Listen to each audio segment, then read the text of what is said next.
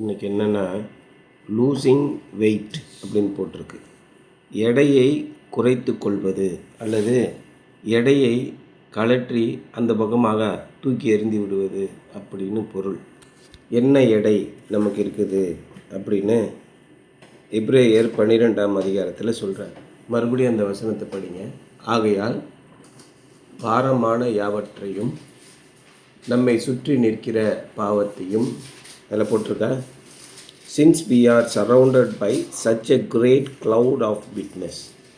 எல்லாரும் நம்மை பார்த்து கொண்டே இருக்கிறார்கள். நமக்கு முன்னே சென்றவர்கள் நமக்கு முன்மாதிரியை வைத்து விட்டு போயிருக்கிறார்கள். உங்களை யாரும் புதிய பாதையில் நடக்க சொல்லலை. ஏற்கனவே நான் போயிருக்கேன், ஏற்கனவே நான் எல்லாம் செஞ்சு பார்த்துருக்கேன், கரெக்டாக இருக்குது அப்படின்னு சாட்சி சொன்னவங்க எத்தனை பேர் இருக்காங்கன்னா, இத்தனை திரளான மேகம் போன்ற இத்தனை திரளான சாட்சிகள் ஆண்டவரை பின்பற்றி ஆசீர்வாதம் பெற்று ஆண்டவருக்கென்றே நிலைத்து வாழ்ந்தவர்கள் நம்மை சூழ்ந்து நிற்கிறார்கள். யாரெல்லாம் சூழ்ந்து நிற்கிறார்கள்? எபிரேயர் 11ஆம் அதிகாரத்தில் படிங்க. விசுவாசத்தினாலே. விசுவாசம்னா என்ன? What is the definition of faith? அதில் போட்டிருக்கு. விசுவாசமானது காணப்படாதவைகள் இல்லையா அப்படின்னு போட்டிருக்கா தெளிவாக. நம்பப்படாதவைகள், அறியப்படாதவைகள் எல்லாவற்றிலும் திருஷ்டாந்தரமாக ஆண்டவர் விளங்க பண்ணியிருக்கிறார். விசுவாசத்தினாலே ஆபிரகாம் 100 வயது சென்றவனாக போது கற்பம் செத்தவளாயிருந்த சாராளுக்கு ஒரு குழந்தை பிறந்து இன்றைய திருமணம் வரைக்கும் இஸ்ரவேலில் சண்டை போட்டு கிடக்காங்கல்ல, அத்தனை பேர் யார்? இறைவனால் பிறப்பிக்கப்பட்டவர்கள். நம்பவே முடியாத காரியத்தை நடப்பிக்கிறவரை இன்றைக்கு வரைக்கும் நம்பாமலே இருக்கிறார்கள். இத்தனை திரளான இஸ்ரவேல் மக்கள் இருக்கும்போது ஆண்டவருடைய கிரியை திருஷ்டாந்தரமாக இருக்கு. ராகாப், சாம்சன், எப்தா, பாராக், தானியேல் எத்தனை பேரை சொல்லிட்டு வர்றார். விசுவாசத்தினாலே மோசே எப்படி பிறந்தார்? எல்லாரும் தன்னுடைய பிள்ளைகளை கொன்று போட வேண்டும் என்று சொன்னபோது அரச கட்டளையை மீறி விசுவாசத்தினாலே 3 மாதம் வரைக்கும் ஒளிய வைத்து 3 மாதத்திற்கு பின்பு அரச குமாரினே அவளை எடுத்து வளர்க்க கண்டு இவர் எபிரேய பிள்ளைகளில் ஒருவர் என்று நன்றாக தெரிந்து அவன் அழகுள்ளவன் என்று தெரிந்து அவனே காசு கொடுத்து அதே தாயவே அவளுக்கு பால் கொடுக்க செய்து விசுவாசத்தினாலே இத்தனை திரளான சாட்சிகள் கிறிஸ்தவர்களை சூழ்ந்திருக்க நம்ம எப்படி ஆண்டவரை விட்டு விலகி போவோம்? ஆகவே என்ன சொல்கிறார் மறுபடியும் அந்த வசனம், திரும்ப அந்த வசனம் எபிரேயர் 12ஆம் அதிகாரம் 1ஆம் வசனத்தை பாருங்க. மேகம் போன்ற எத்தனை திரளான சாட்சிகள் நம்மை சூழ்ந்திருக்க, since we are surrounded by such a great multitude of witnesses, let us throw off everything that hinders and the sin that so easily entangles. நம்மை தேவனுடைய பாதையிலே நடந்து செல்ல விடாமல் தடுத்து நிறுத்துகிற எல்லாவற்றையும் தூக்கி எறிந்துவிட்டு, அதில் என்ன போட்டிருக்கு தமிழ் வசனத்தில்? And let us throw everything that hinders us. தள்ளிவிட்டுன்னு போட்டிருக்கு. ஆனால் என்ன போட்டிருக்கு? த்ரோ அப்படின்னு போட்டிருக்கு. த்ரோனா தள்ளி விடுறது இல்லை, த்ரோனா தூக்கி எறிஞ்சிடுறது. Let us throw off everything that hinders. Throw ஆஃப்னா கை கெட்டாத தூரத்துக்கு கண்ணுக்கு தெரியாமல் என்ன சொல்லுவாங்க தமிழில்? 3 முறை தலையை சுற்றி தூக்கி விட்டஞ்சிருப்பாங்க. பழைய காலத்தில் பார்த்தீங்கன்னா, இப்போல்லாம் கொஞ்சம் பரவாயில்ல, கொஞ்சம் நாடு முன்னேறி இருக்குது. முன்னெல்லாம் என்னென்னா செய்வினை அதிகமாக செய்வாங்கன்னு கிராமப்புறங்களில் நம்புவாங்க. அதுக்கு என்ன பண்ணணும்? மஞ்சள் உப்பு எல்லாம் கையில் வச்சுட்டு 3 முறை துப்பிட்டு தூண் துப்பிட்டு தலையை சுற்றிட்டு தூக்கி விட்டஞ்சிடணும், சனியை போயிடும் நம்ம விட்டு அப்படின்னு நம்புவாங்க கிராமப்புறங்களில். நாங்கள்லாம் சின்ன பிள்ளைங்களாம் அவங்கள மாதிரி இருக்கும்போது அந்த மாதிரி நம்புவாங்க. அப்போ என்னென்னா தூக்கி விட்டஞ்சிட்டு திரும்பி பார்க்காம ஒடியாந்துடணுமா. அதை தான் த்ரோ ஆஃப்னு. திரும்ப அதை பற்றி நினைக்காத. அதான் சொல்கிறார், இத்தனை திரளான மேகம் போன்ற இத்தனை திரளான சாட்சிகள், ஆண்டவரை பற்றிய சாட்சிகள் எத்தனை பேரை பற்றி நீங்கள் கேள்விப்பட்டிருக்கு. பில்லி கிரஹாம் பற்றி உங்களுக்கு விபிஎஸ்சில் கதை சொன்னாங்களா? அக்னி ஜுவாலை. ஜான் வெஸ்லி அங்கே எழுதியிருக்கேன், பில்லி கிரஹாம், ஜான் வெஸ்லி எல்லாம் எழுதியிருக்கு. அவர்கள்லாம் இரத்த சாட்சிகள். ஆண்டவருக்காக வாழ்ந்து மரித்து வாழ்க்கை முழுவதும் சாதித்தவர்கள், ஒரு தோல்வியும் காணாதவர்கள். இத்தனை திரளான சாட்சிகளை பற்றி நாம் கேள்விப்பட்டு படித்திருந்து அவர்களை கண்டிருந்து இப்படி இருக்கிறபடியினாலே நாம் என்ன செய்யணும்? நம்மை எளிதாக ஆண்டவருடைய பாதையிலிருந்து தடுத்து நிறுத்துகிறவற்றை தூக்கி எறிந்துவிட்டு, and that the sin that is so easily entangle us, ரொம்ப எளிதாக நம்மளை பற்றி பிடிக்கிற பாவம், அதை விட்டு let us run with perseverance the race marked out for us. இங்கே என்ன போட்டிருக்கு? let us run fast to achieve the goalனு போடலை. let us run with perseverance, பொறுமையோடே ஒரு அடி மேல் ஒரு அடி வைத்து நாம் ஓடிக்கொண்டே இருப்போம். மாரத்தான் ரேஸை பற்றி சொல்கிறார். let us run with perseverance, பொறுமையாக ஓடிக்கொண்டே இருப்போம். மாரத்தான் ரேஸ் 12 கிலோமீட்டர் போகும். எப்படி நடப்பாங்க பார்த்துருக்கேன்? Marathon tech tech tech tech tech tech tech tech இப்படியே தான் நடப்பாங்க. வேகமாக போகிறவங்களாம் மயக்கம் போட்டு விழுந்துருவான். இப்படியே நடந்து போகிறவங்க பொறுமையாக ஓடி பந்தய பொருளை பெற்றுக்கொள்வார்கள். அதை பற்றி தான் இன்றைக்கி போட்டிருக்கு. டைட்டில் வந்து லூசிங் வெயிட் அப்படின்னு போட்டிருக்கு. இப்போ என்ன சொல்ல வர்றாருன்னா, athletes used to wear training weights to help them prepare for events. ஓட்டப்பந்தயங்களிலே தங்களை தயார்படுத்திக் கொள்வதற்காக ஓட்டப்பந்தய வீரர்கள் இருக்காங்களே, இப்போயும் அது உண்டு. காலில் வந்து இந்த காலில் 1 கிலோ வெயிட், இந்த காலில் 1 கிலோ வெயிட், இந்த ஷூ வந்து வெயிட் உள்ளே வச்சு இரும்பு இருக்கும், அதை வச்சு கட்டிக்கிட்டு ஓடுவாங்க. அப்புறம் ஒரு 2 கிலோ வெயிட், அப்புறம் 3 கிலோ வெயிட், இதை தூக்கிட்டு அவங்க ஓடணும். அப்போ தான் அந்த ஓட்டப்பந்தயத்தில் அவங்க ஓடும்போது ரொம்ப பயிற்சி ஈஸியாக வந்துடும். நல்ல வெயிட்டை கட்டி ஓடுறவன் வெயிட்டை கழட்டி வச்சுட்டு ஓடினா என்ன ஆகும்? கால் வேகமாக பறக்கும். அதற்காக என்ன பண்ணுவாங்க? athletes used to wear training weights to help them prepare for events. None of the athletes would have actually participated wearing the weights because they would have slowed them down. உள்ளபடி விளையாட்டு போட்டின்னு வந்துருச்சுன்னா யாருமே அந்த வெயிட்டை கட்டிட்டு ஓட மாட்டாங்க. சாதாரணமாக பயிற்சியின் போது அவர்கள் இந்த வெயிட்டை கட்டிட்டு வேணால் ஓடிருப்பாங்க. ஆனால் உள்ளபடியான போட்டி வரும்போது இந்த வெயிட்டெல்லாம் கழட்டி தூக்கி விட்டாஞ்சிட்டு எல்லா வெயிட் என்னென்னலாம் இருக்குது உடல் எடையை கூட குறைச்சிருவாங்க. அவங்க வந்து பிரியாணி சாப்பிட மாட்டாங்க, ஐஸ்கிரீம் சாப்பிட மாட்டாங்க. உடல் எடையை கூட்டுகிற எத்தனையும் நவுத்திடுவாங்க. புரோட்டீன் மட்டும் சாப்பிடுவாங்க, கார்போஹைட்ரேட் சாப்பிட மாட்டாங்க. உடல் எடையை குறைத்து விடுவார்கள். தேவையில்லாத பாரமான யாவற்றையும் கழற்றி விடுவார்கள் அப்படின்னு போட்டிருக்கு. Too much weight would have taxed their endurance. ரொம்ப வெயிட் அதிகமாக இருந்துச்சுன்னா என்னாகும்? அவருடைய பொறுமை தாங்கு திறன், என்டியூரன்ஸ்னால் அவர்கள் தாங்கி ஓடக்கூடிய திறனை குறைத்து போட்டிருக்கும். What are the weights we should remove so that we might win the race? இந்த ஓட்டப்பட்ட பந்தயத்திலே நாம் வெற்றி கொள்ளத்தக்கதாக நாம் என்னென்ன எடைகளை குறைக்க வேண்டியுள்ளது? Everything that hinders our progress, நம்முடைய முன்னேற்றத்தை தடை செய்கிற எல்லாவற்றையும் கழற்றி போட வேண்டியதுதான். முன்னேற்றம்னா என்ன? எதை நோக்கி முன்னேறுகிறோம்? நம்முடைய இலக்கு என்ன? இது ரொம்ப முக்கியமான ஒரு வாழ்க்கை. கிறிஸ்தவ வாழ்க்கை வாழும்போது உங்களுக்கு என்ன முன்னேற்றம்? எங்கே போய் முன்னேற போகிறீங்க? இல்லை எதை நோக்கி நீங்கள் ஓடிக்கொண்டிருக்கிறீர்கள்? வாழ்வின் இலக்கு என்ன? வாழ்வின் லட்சியம் என்ன? இதெல்லாம் பார்க்கணும்ல. எதுவுமே நம்ம பார்க்கல. கிறிஸ்தவர்களுக்கு வாழ்க்கையில் லட்சியமே இல்லை. ஏதோ போய் சர்ச்சுக்கு போனோம், பைபிள் வாசிக்க போனோம், அங்கே 2 வயலை பார்த்து சண்டை போடணும். இதான் ஞாயிற்றுக்கிழமையில் இன்றைக்கி பூரா நடக்கிறது. அப்புறம் போயிட்டு வந்து பொருணி பேசிட்டு கிடக்கணும். வேறு ஒன்றுமே சபைகளில் இன்றைக்கி நடக்கலை. அப்புறம் இந்த சபையிலேருந்து பிரிஞ்சு இன்னொரு சபைக்கு போயிடுவான். அப்புறம் அந்த சபையில் இன்னொரு சபையை பற்றி பொருணி பேசிக்கிட்டு இருப்பான். இப்படியே மாற்றி மாற்றி பேசிகிட்டு இருக்குது தான் கிறிஸ்தவருடைய வேலையாக இருக்குது. சரி, நம்ம என்ன பண்ணுறது? இதெல்லாம் பார்த்துட்டு அவங்க 2 பேரையும் நம்ம குறை சொல்லிக்கிட்டு உட்காந்துருப்போமா? நம்ம என்ன பண்ணுறது? என் மகனே, இவைகளை பார்த்து நீ உணர்வடைவாயாக. நம்முடைய நோக்கம் என்ன? நம்முடைய ப்ராக்ரஸ், முன்னேற்றம் எதை நோக்கி இருக்க வேண்டும்? நம்ம இந்த உலக வாழ்க்கையை கடந்து செல்ல வேண்டும். நம்முடைய நோக்கம் எதிர்கால வாழ்க்கை, நித்திய வாழ்க்கை. இயேசு கிறிஸ்து நமக்கு உத்தரவாதம் அளித்திருக்கிறார். நாம் எங்கோ ஒரு இடத்திலிருந்து வந்திருக்கிறோம். இந்த உலக வாழ்க்கையை வாழ்ந்து ஆண்டவருக்கு பிரியமாக அடுத்த வாழ்க்கைக்கு நாம் போக வேண்டும். அதை நோக்கி நாம் முன்னேற வேண்டும். எப்படி வாழ வேண்டும் அதையும் அவர் சொல்லி கொடுத்திருக்கிறார்.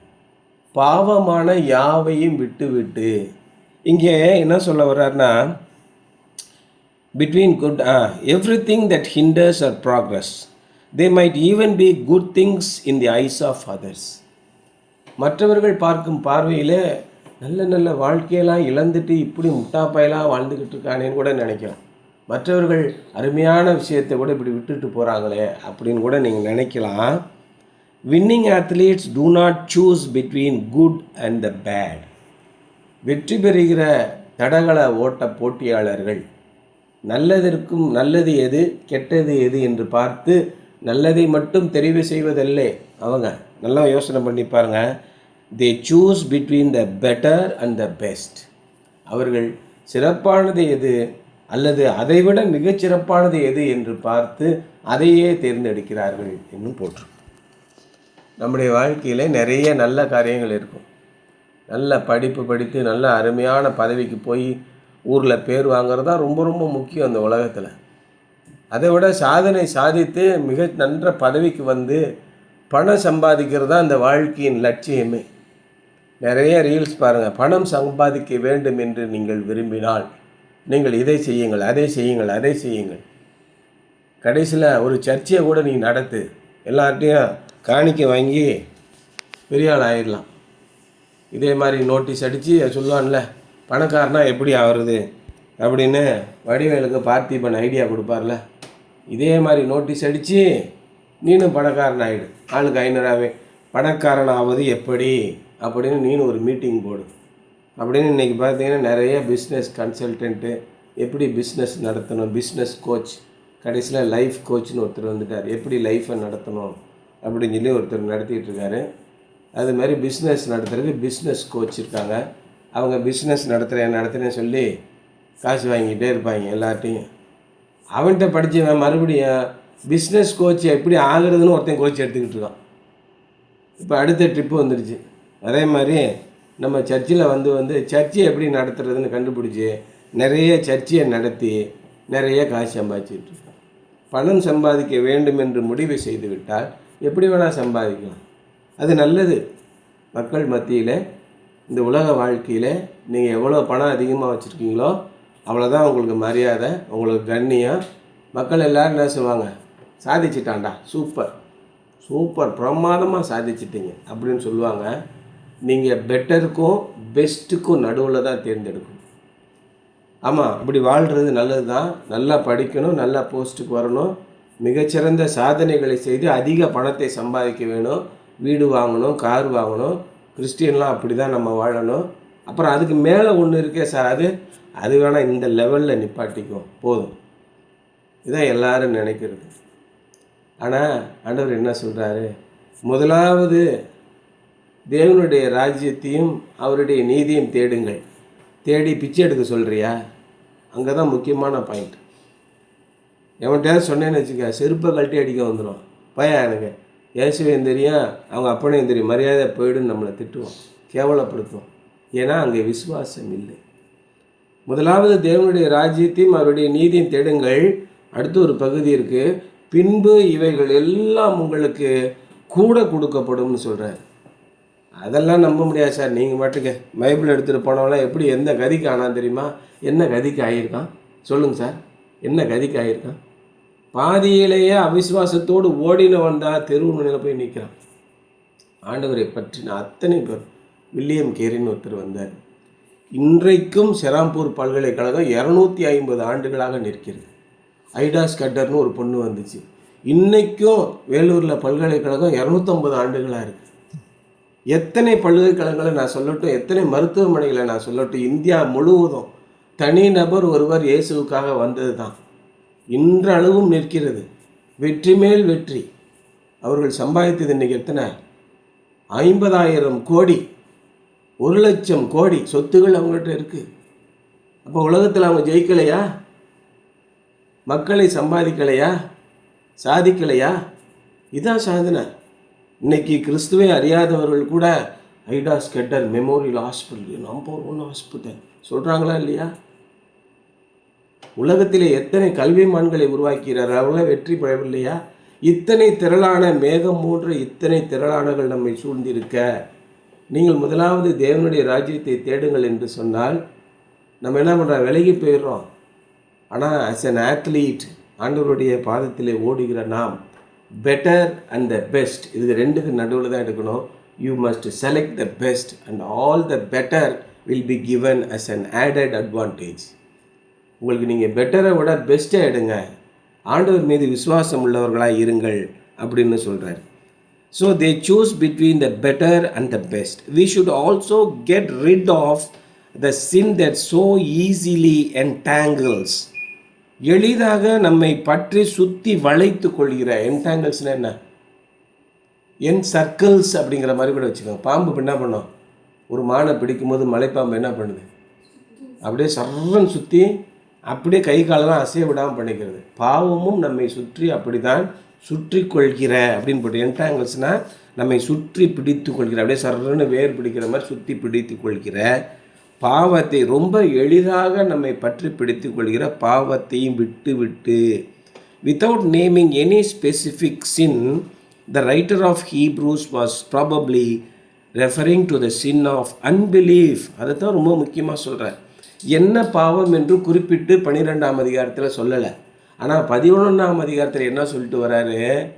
விசுவாசம்னா என்ன, எத்தனை பேர் விசுவாசத்தினாலே சாதித்தார்கள், இவர்கள் எல்லாரும் விசுவாசத்திலே சாதித்திருக்க மேகம் போன்ற இத்தனை திரளான சாட்சிகள் நம்மை சூழ்ந்திருக்க நாம் பாவத்தை விட்டு ஓடக்கடவோம்.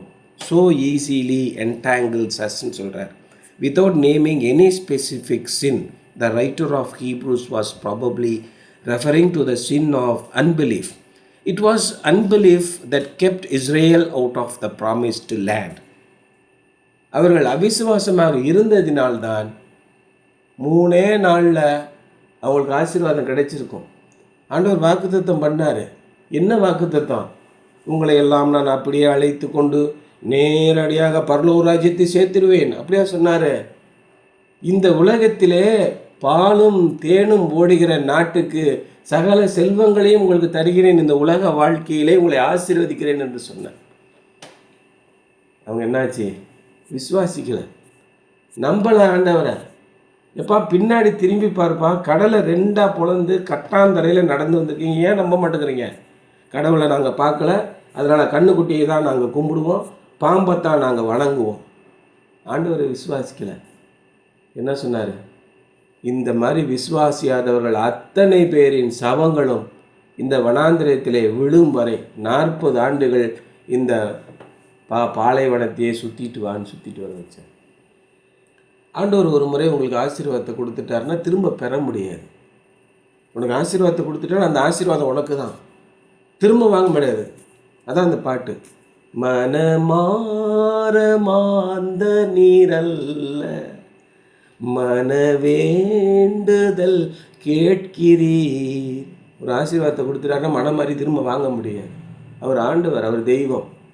அந்த ஆசீர்வாதத்தை நிறைவேற்றுவதற்காக உன்னுடைய வாழ்நாள் முழுவதும் கடந்து போய் உன்னுடைய பிள்ளைகளுடைய வாழ்நாளிலே அந்த ஆசீர்வாதம் கிடைக்கும்.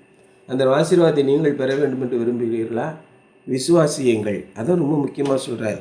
எந்த பேரையும் சொல்லாமல் அந்த பாவம் என்னவாக இருக்கும்? It was unbelief that kept out the promised land. வாழ்க்கையில் மிகப்பெரிய ஆசீர்வாதத்தை பெற்றுக்கிறத இழந்து போயிட்டாங்க. இப்படி இழந்து போகிறாங்க.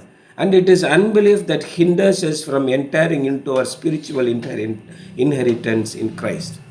இயேசு கிறிஸ்துவிலே நம்முடைய வாரிசை, நம்முடைய சுதந்திரத்தை, வாரிசுக்கு சுதந்திரம் கிடைக்கும். அப்பாவுடைய சொத்து எல்லாம் பிள்ளைகளுக்கு தான். அப்பா வேணாம், ஒன்று வேணாயா, அவனுக்கு எனக்கு சம்மந்தமே இல்லைன்னு போனால் எந்த பிள்ளைக்கு கிடைக்கும்? இயேசு கிறிஸ்து பிதாவினுடைய குமாரனாக இருக்கிறார். இயேசு கிறிஸ்து நம்மளாம் என்ன சொல்கிறார்? சகோதரர்கள்ன்றார். நான் உங்களை நண்பர்கள் என்று சொல்லவில்லை, உங்களை எல்லாம் சகோதரர்கள் என்று சொல்கிறேன். அப்படின்னா எனக்கு வர சொத்துலாம் உங்களுக்கு உண்டியா அப்படின்னு சொல்கிறாரு. என்ன சொத்து? பரலோக ராஜ்யத்தில் போய் ஜெபமற்றக்குரிய சொத்தா? இல்லைப்பா, இந்த உலகத்திலே உங்களை ஆசீர்வதிப்பேன், அந்த உலகத்திலே உங்களை ஆசீர்வதிப்பேன், என்னை விசுவாசியங்கள்னு சொல்கிறாரு. ஆனால் நம்ம நம்பாமல் ஆண்டவருடைய ஆசீர்வாதத்தை பெறாமல் போகிறோம். The phrase by faith or through faith is used 21 times in chapter 11, indicating that it is faith in Christ that enables us to endure. 21 முறை எபிரேயர் 11ஆம் அதிகாரத்திலே விசுவாசத்தினாலே விசுவாசத்தினாலே விசுவாசத்தினாலே என்று சொல்லிக்கொண்டே வருகிறார். ஆகவே அந்த விசுவாசம்தான் நமக்கு நடக்கிற எல்லாவற்றையும் தாங்கி கொண்டு கிறிஸ்துவிலே நாம் பலப்பட நமக்கு உதவுகிறது அப்படின்னு சொல்லி சொல்கிறார். ஆகவே இந்த உலகத்திலே உங்களை சிக்க வைக்கிற ஆசைகள், மோசடிகள் எல்லாவற்றையும் விட்டுவிட்டு இயேசு கிறிஸ்துவே ஒரே நோக்கம், அவரே இலக்கு என்பதை தேடி ஓடிக்கொண்டே இருங்க. பொறுமையாக மாரத்தான் ரேஸ் மாதிரி போய்கிட்டே இருங்க. கண்ணை விளக்காதீர்கள். அப்பொழுது இந்த உலக ஆசீர்வாதங்கள் அத்தனையும் உங்களுக்கு கூட கொடுக்கப்படும். கடைசியில் ஒரு நாள் திரும்பி பார்த்தீங்கன்னா ஆண்டவர்களை ஆசீர்வாதத்தின் மேல் ஆசீர்வாதமாக வைத்திருப்பார். இப்படி இவர்கள் இப்பேற்பட்ட ஆசீர்வாதத்தை பெற்றார்கள் என்று எல்லாரும் ஆச்சரியப்படுவாங்க. நீங்கள் தேவனால் ஆசீர்வதிக்கப்பட்டவர்களாக இருப்பீர்கள். மனுஷருடைய ஆசீர்வாதம் இல்லை, அப்பா அம்மாவுடைய ஆசீர்வாதம் இல்லை, தேவனால் ஆசீர்வதிக்கப்பட்டவர்கள். தேவனால் ஆசீர்வதிக்கப்பட்ட முன்னோர்கள் எப்படி இருந்தார்கள்? இத்தனை திரளான மேகம் போன்ற சாட்சிகள் நம்மை சூழ்ந்திருக்கிறார்கள். ஒருத்தரையும் நினச்சி பாருங்கள், ஆண்டவரால் ஆசீர்வதிக்கப்பட்டவர்கள் மகா உன்னத நிலையில் இருக்கிறார்கள். அதான் இன்றைய சிந்தனை. Something to ponder. What are some of the weights you are carrying? Not necessarily sins, but things that may impede your spiritual growth. என்னென்ன விதமான எடைகளை நீங்கள் சுமந்து கொண்டு திரிகிறீர்கள்? ஒருவேளை அவை பாவங்களாக இல்லாமல் இருக்கலாம். இருந்தாலும் உங்களுடைய ஆவிக்குரிய வளர்ச்சியை தடுத்து நிறுத்துகிற காரியங்கள் என்னென்ன உங்களுடைய வாழ்க்கையில்? படிப்பா, உடற்பயிற்சியா, தூக்கமா, உணவா? இதெல்லாம் பாவங்கள் கிடையாது. ஆனாலும் ஆண்டவரை விட்டு ஆண்டவருடைய வழியிலே நடப்பதை தடுத்து நிறுத்துகின்றன. எச்சரிக்கையாக இருங்கள். இதெல்லாம் ஒதுக்கிவிட்டு ஆண்டவரை நோக்கி நாம் கொஞ்சம் கொஞ்சமாக விடாப்பிடியாக நடந்து கொண்டே இருக்க வேண்டும் என்பதுதான் இன்றைய சிந்தனை. சரியா?